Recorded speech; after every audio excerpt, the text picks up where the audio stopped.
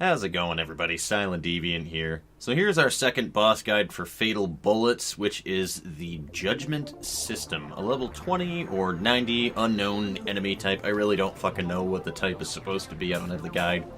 It's the second boss of the game at the end of the extinct Civilization Research Lab, with a fast travel point actually right in front of the boss door, unlike the Berserker. And it's probably because the Berserker is close enough to the entrance where they didn't need it. Anyway, so just like the PCP Armadillo, this boss is really simple and sports a basic attack pattern as well, except that the enemy can be far more of a fucking pain in the ass than anything you faced up to this point if everything falls in line just perfectly. Ready your butts, ladies and gentlemen, for I'm about to get in real deep with the Judgement system. Okay, attacks. Alrighty then. First thing to note about this enemy type is that, typically, they're stationary. The first time you fight him, however, he's going to float around over specified paths. I imagine it's on a set track that it needs to follow, and depending on where his position is, it can make a world of difference to where you need to be to deal with him appropriately. So keep that in mind. This enemy literally only has 3 attacks. That's it. And both of them are almost exactly alike. His primary attack will be to mimic the bouncer gun from Ratchet and Clank games and spit out a billion bouncing spiky balls from hell that'll seek out your face before exploding. The other version will be a billion non-spiky balls that bounce around the room, seek out your face, and then explode. The round playground balls seem to have a shorter fuse and explode more erratically, whereas the spiky ones blow up all about the same time and longer after they've hit the ground. The important thing to gather here is that spikes are bad, and the former version of the two hurts you before they even explode. Finally, when he inevitably gets bored of his goblin bomb toss, he fires a big-ass shoot-the-whoop laser right in between the eyes of whoever has the aggro at the time. Lucky for you, the room has 4 pillars in each corner to easily avoid taking damage, so try not to stray too far from them. So, defense. How exactly should you deal with these attacks beyond just face-tanking it? Luckily, your old buddy Silent has a few solutions for you. To be perfectly honest, the hardest thing to deal with is his mines that he sprays all over the battlefield. I found that the easiest way to deal with it is to literally just keep moving from pillar to pillar. Just stay light on your feet, set your team to prioritize healing, and get ready to bail the fuck out the second your position gets compromised with too many of his fuck you pellets. This strategy can get you blasted in the face if you have poor timing, so just make sure you don't reposition towards the end of a volley, and you should be fine. You can even better prepare yourself with the usual defensive skills like Armor Form or Speed Form to add a little pep to your step. Human Fortress is always a good choice to not get juggled, but remember to reapply it as the duration is relatively short. Finally, Shield Matrix. This is literally one of the best fucking skills that you can have as an oh shit button. If you have the space on your skill bar for 2 versions of it, then it's even better. Shield Matrix may even be able to last the entire time that he fires a laser beam at you, but I've never exclusively tried this, nor do I recall it actually working, so try it at your own risk. The only other defensive suggestions I can say is just to expect to take damage. Keep your defense high enough not to really get completely destroyed by high amounts of damage. And most importantly, make sure that you have a healer. I'd even go as far to bring 2 healers. Asuna and Silica are both dedicated healers, so those are probably your go-to. Now that we've gone over what this guy can do to you, let's talk about some effective ways for you to put holes in him. Now, I don't know about you guys, but the first thing that I thought when I saw this boss was that it's clearly trying to coerce me to use a sniper rifle. I was of course too stubborn to do so and continued to dump a bunch of bullets from an assault rifle into it. I do think this dungeon is trying to push sniping onto the player, however, because earlier in the dungeon there's even a room with a bunch of snipers downrange. In order to open the door, you are required to press a button in a room with a chest. A chest that specifically contained a Sangfroid sniper rifle in it with about 100 anti-material rounds inside. The very same Sangfroid, in fact, that I used with one of my runs in here. But we'll get to that one after this segment. Anyway, range reigns supreme in this fight, and I typically want to stay as far as humanly possible away from this thing because I know what it does. So in terms of damaging it, just make sure that you use bullets, and lots of them. The weak spot should be pretty obvious, especially with the footage that I'm using, so shoot there and you'll be fine. I did manage to test explosives, which did alright. Nothing groundbreaking, but they are definitely practical. And they do hit its weak spot if you aim there, so that's always good. If anything, you would want the rocket launcher for the black holes that do DOT damage so that you can fire and forget about them for a minute and then heal or do something else without losing too much DPS. Status ailments are of course an option, although you can't use poison knives or anything of the such because this piece of shit flies over them. And no, you cannot stun him above a hit, and then cause the boss to plummet into the abyss, and just win instantly. So that's a bummer. This is something that I use exclusively for a lot of enemies that fly over pits, and it's just hilarious to watch. Okay people, time to discuss strategies and feasibility. This part is more designed towards expert mode, but I'll have a small segment for normal mode versions. I decided to start a new game specifically for that reason, and I'll be attempting to keep her as minimalist as possible in terms of the grind and her level. So these are the beginning stats. Try not to be intimidated by the really high vitality. I got lucky on pulling an accessory, so it should only be at 10. Both me and my Arphasis are pretty balanced at the moment, with my points being put on my defensive stats, more so than intelligence or luck. I only have a frag grenade and a first aid kit, so gadgets are pretty useless. They're pretty useless in general anyway against this guy, but especially now that I only have 2. I can't show you my skills in the menu while in the field, so we'll get to that in a minute. But my low B gear is just a rare Mido type AR, which should easily be obtainable from automatons, and the Sangfroid from that chest that I mentioned earlier.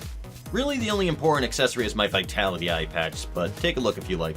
And finally, our skills are pretty bare bones. I'm set up to tank, and since I love my buffs, I went for Armor Form and Concentration to complement my aggro skills. As you can see, the Sangfroid does modest damage to this guy. Even as a gray weapon with no chips, if you can manage to land a sniper rifle with some decent chips, since you grinded for ages like I did my first run, then it will only get better. All in all, fast and easy run, just bring a second healer for good measure. Next is the Dex build on Extreme Mode. I kept my stats the same as they usually are in the loadout with no tweaks. Now understand that my defense is going to be noticeably higher than you would likely reach with ease on your first run. I tried to balance that out by keeping my skills relatively underpowered from what I'm used to with Hyper Awareness, Speed Form, and Concentration for SMG buffs, and of course Armor Form and Human Fortress on my Sniper Rifle. I kept Explosive Shot 3 to test it, and Sentry Style is helpful, but I don't really use it. Now the cool thing about Dex is that there are some Dex-centric sniper rifles that are easy to put onto a low-strength Dex build, like the EBR Maniac, or something that is typically faster firing that hits with less force. This particular build has a low-level Dragon Breaker sniper rifle on it just because I don't want to kill it in 5 seconds flat. No good chips either, I kept that old Palladium SMG on just in case as well. For accessories, we have the Agility Promise Ring and a legendary Beret I scraped up because it has optical defense on it, which, to be honest, I have no idea what kind of damage the laser does, but I'm assuming it's optical. It could easily be blaze or just physical damage. Explosive damage resistance is also a plus as well on an accessory. Gadgets won't be overly useful for this boss, as grenades and mines obviously don't work. Just take your medkit and ailment kit. The camouflage might be useful if you pull aggro, but I've never found a use for it. As for my Arphasis, this loadout makes her a high intelligence healer, so I'll flash her stats and gear real quick, but honestly it's not that important. It's always useful to set up your Arphasis as this meta that everybody has in the community to make her a support healer with debuffs like armor and power break shot. Now the awesome thing about the EBR and the Dragon Breaker sniper rifles is the semi-automatic fire. So with a weak spot chip on a Dex build, some crit chance, then you can really shred this motherfucker with a sniper rifle, and even disable the aim assist like I did. All my guns are a little bit stronger than they would be for your first run since the enemies here drop tier 4 equipment, but either way, things shouldn't be that much worse for you. Just stay mobile, don't lose your damage momentum, and before you know it, you will achieve victory. Now then, what if you want to tank it? Tanking can be a little weird against this enemy because, well, it's not to say that it's not at all viable, just understand that most of its attacks are AoE based, and it really doesn't matter if you have hate. I'm unsure if my shouts were hitting it because I only have the level 1, but I'd suggest shouting after every few barrages when you think the laser attack is going to happen, and then deal with it accordingly. Our tank loadout is as follows. Our defense is actually pretty low due to the agility score, and you'll notice how much that makes a fucking difference because I actually didn't pack an armor form. Although I highly suggest this for any build that you would call a tank, as it's a nice security blanket. Instead we have a cast of aggro skills, an AoE heal, Shield Matrix 2 on both weapons, Human Fortress 2 as our only buff, and some launcher skills for testing in the lab if you catch my drift. For gear, I actually still had a spare LMG for rank 4 I never got rid of. That's how outmoded my tank is right now. The cool thing is that I was able to dual wield it in my normal mode game, so I set myself up this way for the extreme mode test. The rocket really only has an explosion damage chip as a rank 7 rocket launcher that is the one-shot big boom rocket launcher, and accessories just boost my vitality and dex with a strength promise ring. My Arphasis on this build is designed to replicate my Dex build. You can put intelligence into their Dex setup to add more utility skills, like armor break and power break shot as well, but I decided to make her all offensive with a ton of buffs, including Power Form 2. Her gear also closely mimics my dex build with the sniper rifle, but instead sports a Spiral Shadow SMG, which is really good as far as SMGs go for expert mode. Right out the gate on this run, there's tons of chaos, and this is a good thing to show because perfectly it explains what I mentioned earlier about everything falling into place the right way. This shit can happen, and you will be punished for it, as I nearly died 5 seconds in. So as a tank, I would just say to keep your aggro aura up, shout occasionally to draw the laser, and in terms of damage, it's all the same. Shoot the weak spot and repeat. Okay, so just like the first boss video I made, sniping just destroys this enemy.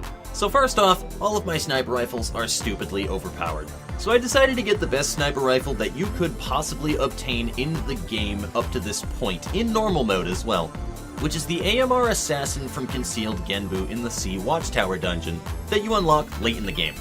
This tier 5 sniper rifle is monstrous, and to be perfectly honest, if you can kill Concealed Genbu, then you should have little issue with the Judgement system. As my sniper, our stats make us super squishy, but remember that I designed it to be glass. I augmented our strength a little bit as well, just for a fun little test. Now be noted that I do not suggest trying to use the build that I went with here, because we're actually taking 2 sniper rifles. This means that I only have 4 skills to use: Power Form 3, Armor Break Shot 2, Explosive Shot 3, and Shield Matrix for the oh shit handles. I had to use 2 weight reduction accessories as well in order to be able to get this to work. And the reason for this cookie cutter setup is because we'll be bringing our AMR Assassin and something that I found recently called the AMR Breakthrough 3. Those of you who watch Sword Art Online Alternative recognize the rifle in the show, and it's terrifying. Trust me. It's not overly damaging, but it has a fuck ton of stagger. My Arphasis in this setup is the new tank, and mirrors the last setup except that she has a better LMG. Once again, like in the other sniper setup, it shreds. Just buff your strength, open with armor break, and then lay down the pain. In the meantime, here's what that beastly sniper rifle does. It only has 1 shot in between reloads, so make that shit count. And now we go over being a healer. This was honestly the character that I had the most fun with because I wasn't filled with anxiety trying not to get slapped in the face with balls every 10 seconds. And if you're set up right, your team can lay down a surprising amount of hurt as well. Now the only stat that I increased from the original values on the customization slot here is agility. Why agility? Well, my sweet cherub. Because quick shot too, bitch! This is a skill that I only just recently started to mess around with, and I love the fucking results. So put all of your healing skills onto the pistol as well as a quick shot or 2. My sniper rifle has all of my debuffs and a shield matrix because it's hella useful. Now as far as gear goes, I typically use a Prosty or a Dovery pistol whenever that I'm using a handgun, but if you can use a long stroke with your healer, then do it because it shreds with quick shot. And our sniper rifle is of course the same Dragon Breaker that I keep recycling. Keep note that I fucked up on my skills too, because debuff stacking is on my long stroke pistol, not the sniper rifle, yet I put the stun on the sniper rifle. Just a little fuck up on my part there. I would have sped up the test on stunning him above holes in the floor if I had done that otherwise. Just remember that your strat here is to be a good healer first and foremost. Keep the team breathing, and then whenever that you have the ability, take some pot shots with quick shot 2 on that long stroke, baby girl. Yeah.